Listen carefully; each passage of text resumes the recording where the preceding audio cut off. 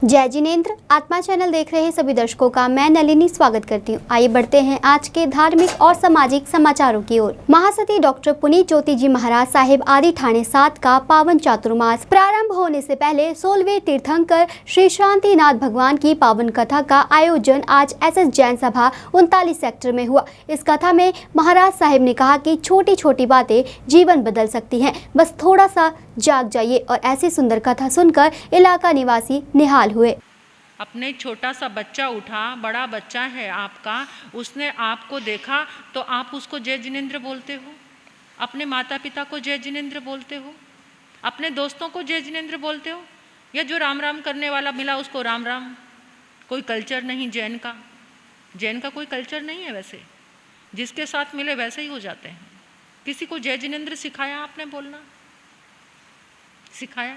अनूप भैया ने सिखाया है, अच्छी बात है।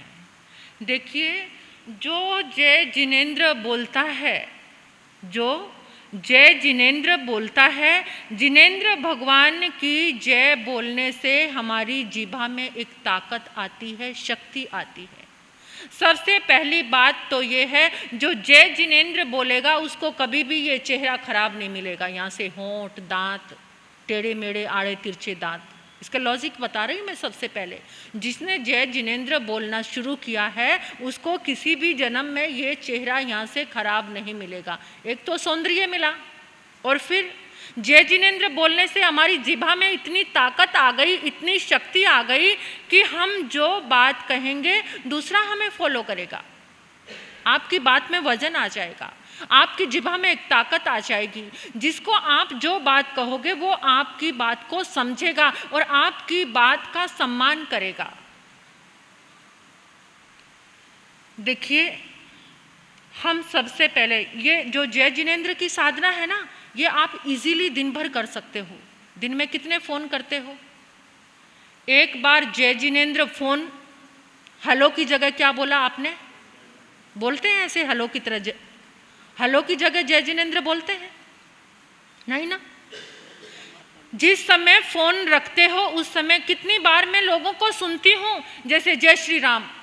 मेरी सिस्टर है, उनके ससुर कोई शब्द नहीं बोलते क्योंकि वो अजैन है, लेकिन सबसे पहले क्या शब्द बोलते हैं? जय श्री राम।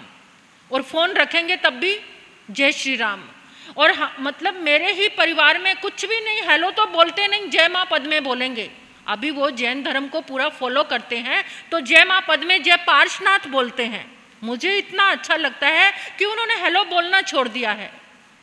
अब लुधियाना से सलमान की report. SS Jain girls senior secondary school committee के रविवार को हुए चुनावों में नंद कुमार जैन ने तीसरी बार प्रधान पद हासिल किया था। उनके प्रधान पद की खुशी में आज DD जैन कॉलेज में एक प्रोग्राम का आयोजन किया गया।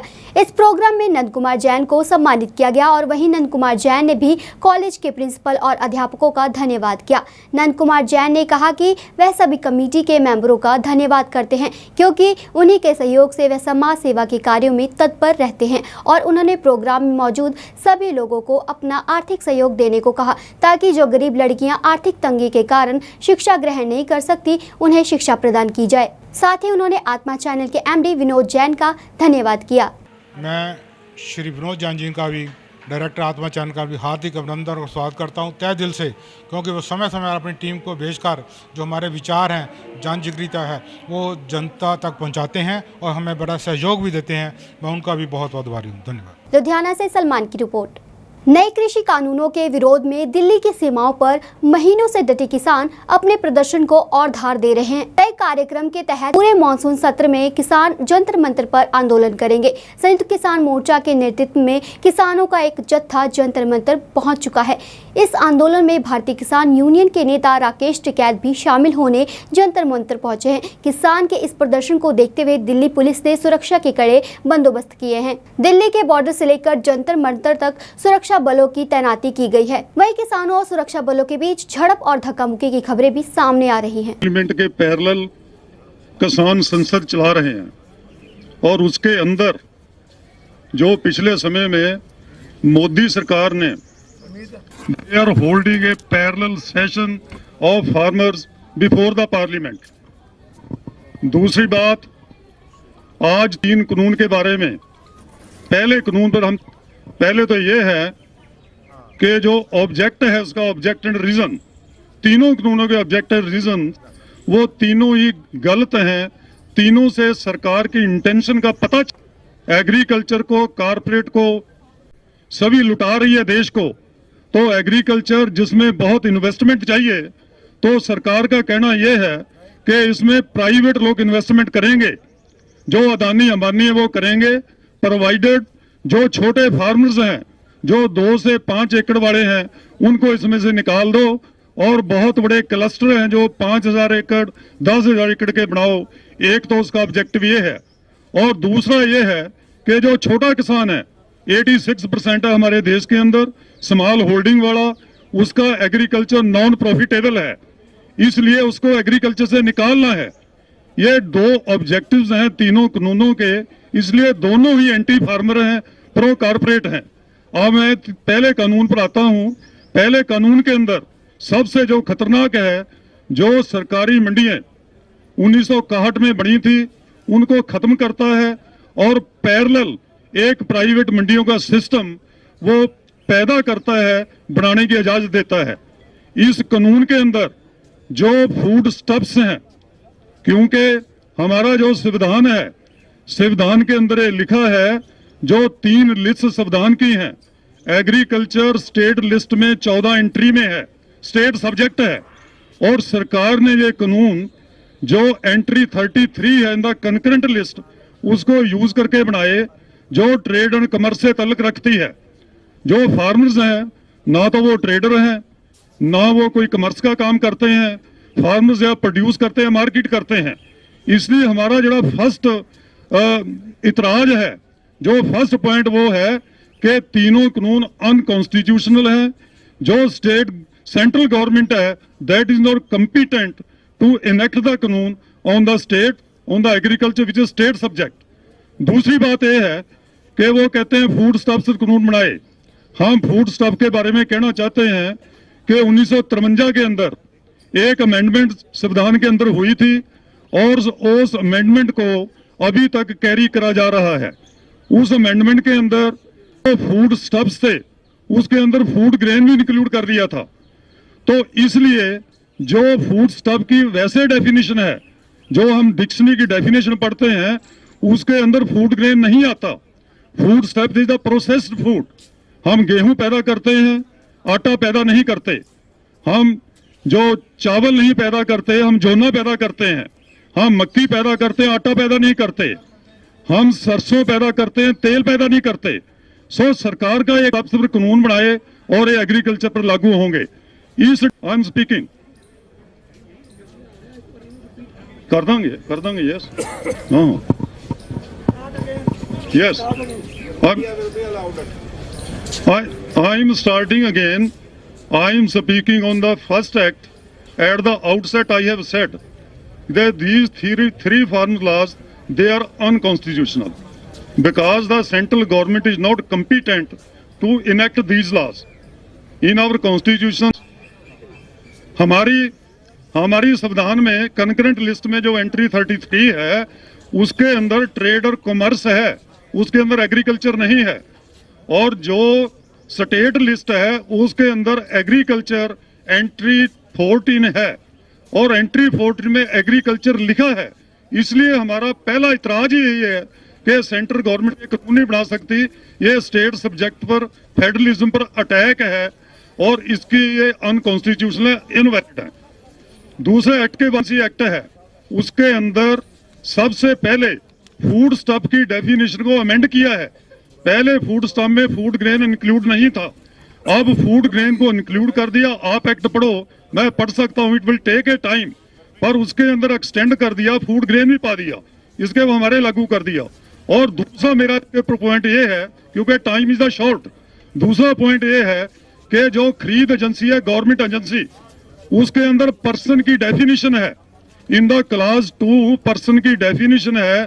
उस पर्सन में के जो कौन खरीदेगा उस पर्सन में गवर्नमेंट एजेंसी नॉट इंक्लूडेड, जिसका कहना है कि पहली जो सरकार है वो सरकारी खरीद से भाग गई है, कोई गवर्नमेंट एजेंसी उसके में नाम ही नहीं है। यह स्पष्ट करता है कि एपीएमसी एक्ट को सरकारी मंडियों को खत्म करना चाहती है और पैरेलल मंडी बनाना चाहती है।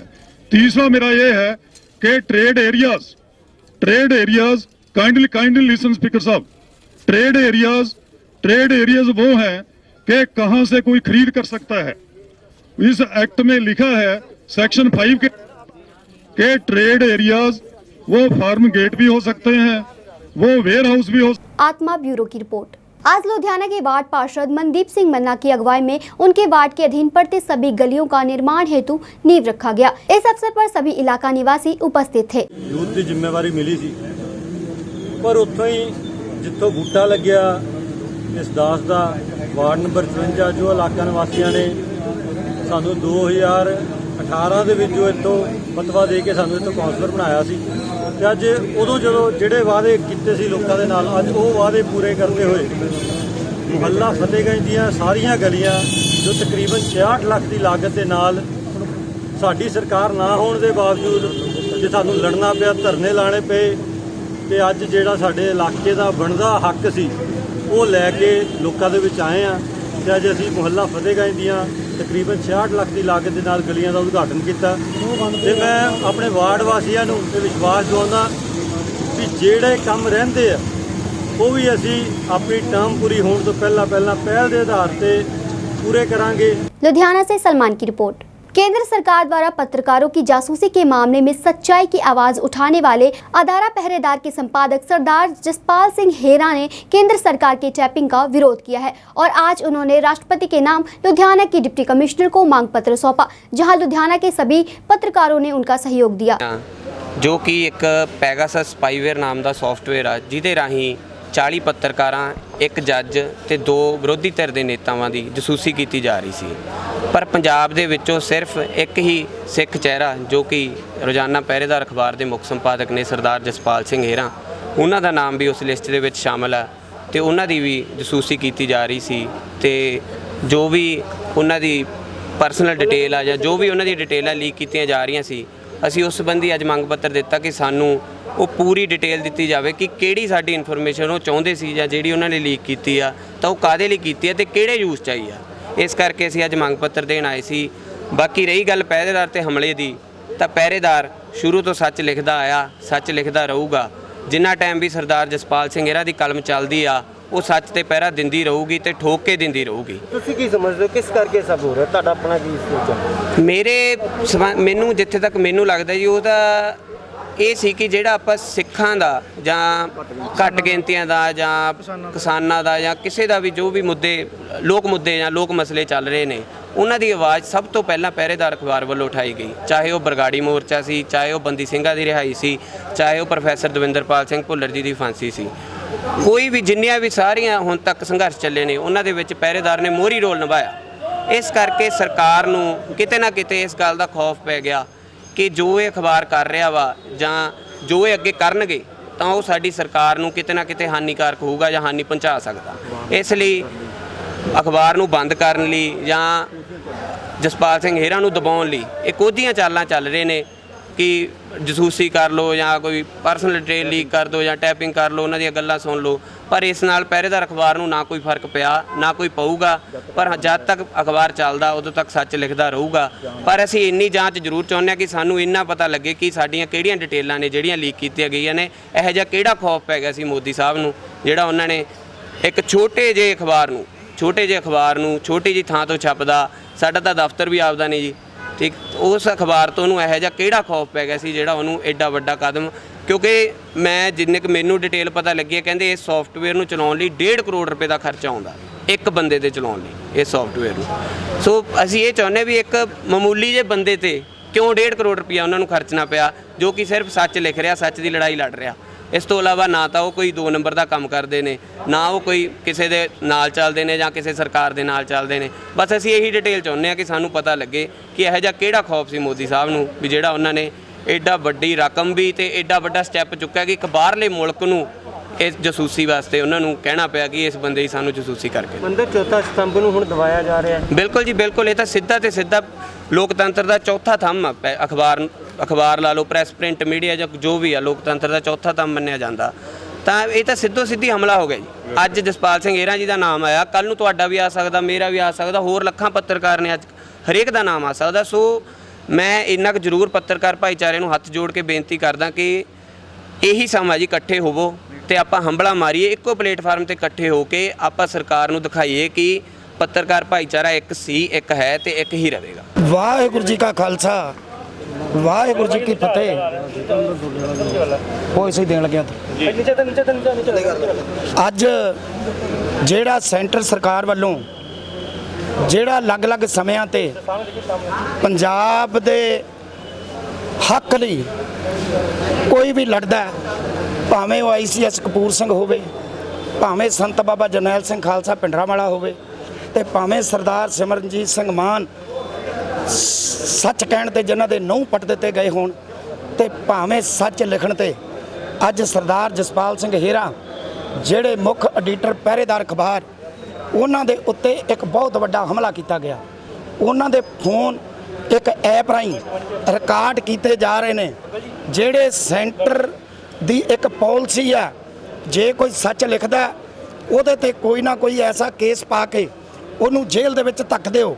ਜੇ ਸੱਚ ਸਰਦਾਰ ICS ਕਪੂਰ ਸਿੰਘ ਨੇ ਬੋਲਿਆ ਤਾਂ ਉਹਨੂੰ ਰੋਲ ਕੇ ਰੱਖ ਦਿੱਤਾ।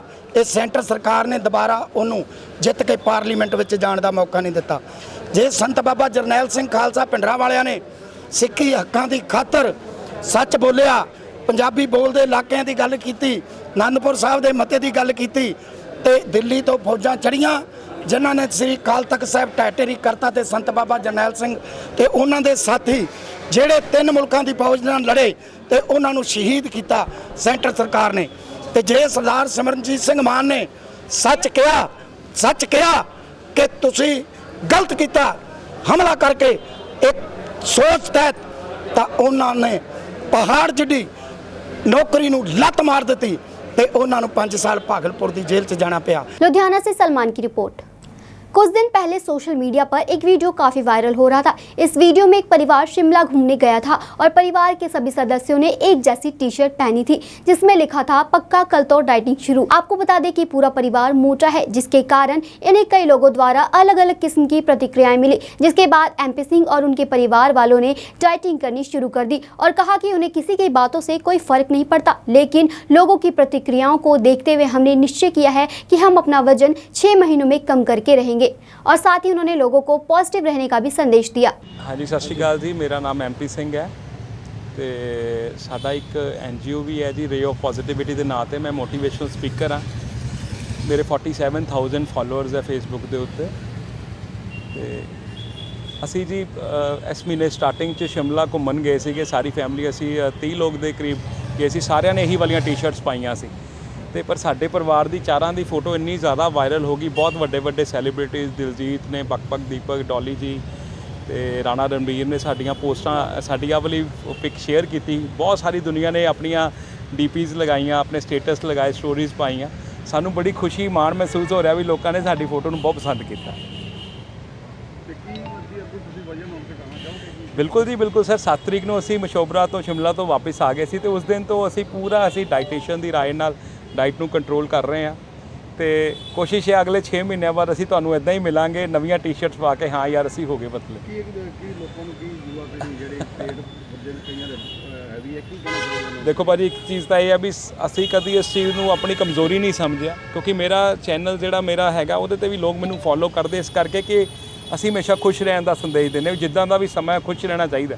ਕਮਜ਼ੋਰੀ ਨੂੰ ਕਦੇ ਆਪਣੇ ਦਿਮਾਗ ਤੇ ਹਾਵੀ ਨਹੀਂ ਹੋਣ ਦੇਣਾ ਚਾਹੀਦਾ, ਆਪਣੇ ਸਟਰੈਂਥ ਬਣਾਉਣੀ ਚਾਹੀਦੀ ਹੈ।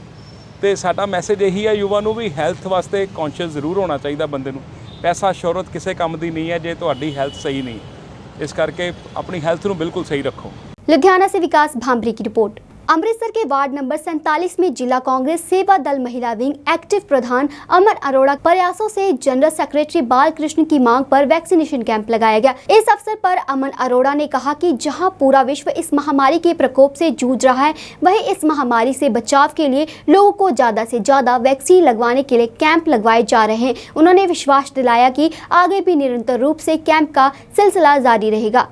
मैं अमन अरोड़ा कांग्रेस सेवा दल ਜ਼ਿਲ੍ਹਾ ਪ੍ਰਧਾਨ ਅੱਜ ਵਾਰਡ ਨੰਬਰ 47 ਦੇ ਵਿੱਚ ਕਰੋਨਾ ਵੈਕਸੀਨ ਦਾ ਕੈਂਪ ਜਿਹੜਾ ਲਗਾਇਆ ਗਿਆ ਤੇ ਮਹਾਜਨ ਹਾਲ ਗੇਟ ਦੇ ਵਿੱਚ ਕਰੋਨਾ ਵੈਕਸੀਨ ਦੇ ਕੈਂਪ ਦੇ ਵਿੱਚ ਸੇਵਾ ਦਲ ਵੱਲੋਂ ਜਿਹੜਾ ਇਹ ਕੈਂਪ ਲਗਾਇਆ ਗਿਆ